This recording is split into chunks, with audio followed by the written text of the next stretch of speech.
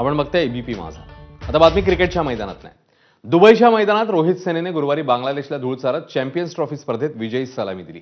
या सामन्यात भारताने विजय मिळवलेला असला तरी रविवारची पाकिस्तान विरुद्धची लढाई लक्षात घेता भारताला काही गोष्टींमध्ये सुधारणा करावी लागणार आहे। थेट दुबईतून क्रिकेट समीक्षक सुनंदन लेलेंचा रिपोर्ट पाहूया।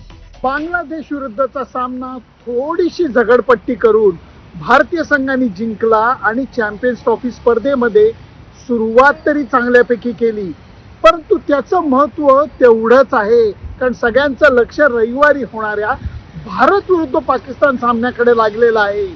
भारतीय संघामध्ये चांगली खेळ करायची क्षमता नक्कीच आहे, फक्त बांगलादेश संघाविरुद्ध खेळत असताना ज्या चुका घडल्या त्या चुका टाळण्यासाठी भारतीय संघाने प्रयत्न करायला पाहिजे असं माजी खेळाडूंचं आणि जाणकारांचं म्हणणं आहे। याच्यामध्ये दोन प्रामुख्याने चुका या बोलल्या जात आहेत।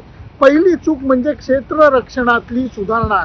बांगलादेश विरुद्ध खेळत असताना भारतीय संघाने झेलही सोडले, स्टंपिंगही सोडले आणि धावबाद करायच्या संध्या सुद्धा सोडल्या।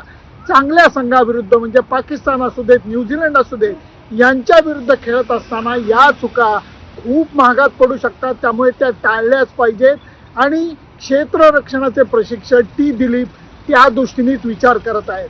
दुसरी चूक म्हणजे सुरुवातीच्या प्रमुख फलंदाजांनी डावाच्या सुरुवातीला फार मोठे फटके मारण्याची घाई करण्याची जरुरी नाही असं सुद्धा म्हणणं आहे।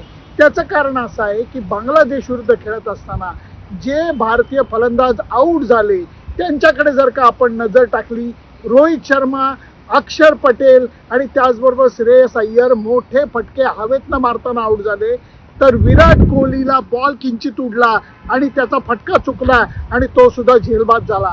याचाच अर्थ असा आहे की 50 ओव्हरच्या क्रिकेटमध्ये ही घाई करायची तुम्हाला आवश्यकता नाहीये आणि स्वतः शतकवीर शुभमन गिलनी नेमकी हीच गोष्ट दाखवून दिलेली आहे।